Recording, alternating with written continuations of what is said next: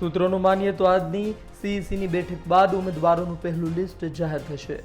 પહેલા લિસ્ટમાં લગભગ 125 ઉમેદવારોના નામ હશે। લિસ્ટમાં હારેલી અને નવળી સીટ પણ સામેલ હશે।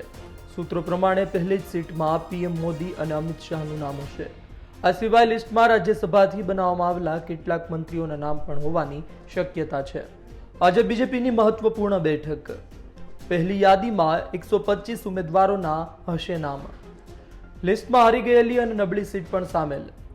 પહેલી યાદીમાં જ પીએમ મોદી અમિત શાહના નામની શક્યતા। અમુક રાજ્યસભાના સાંસદોના નામ પણ હોઈ શકે। આ લિસ્ટમાં 3 પ્રકારના ઉમેદવારોના નામ જાહેર થઈ શકે છે।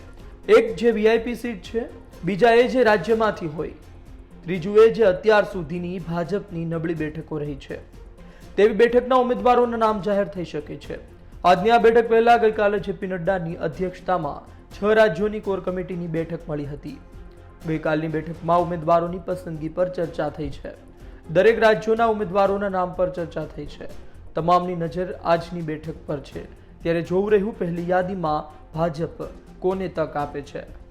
બ્યુરો રિપોર્ટ, ગુજરાત તક।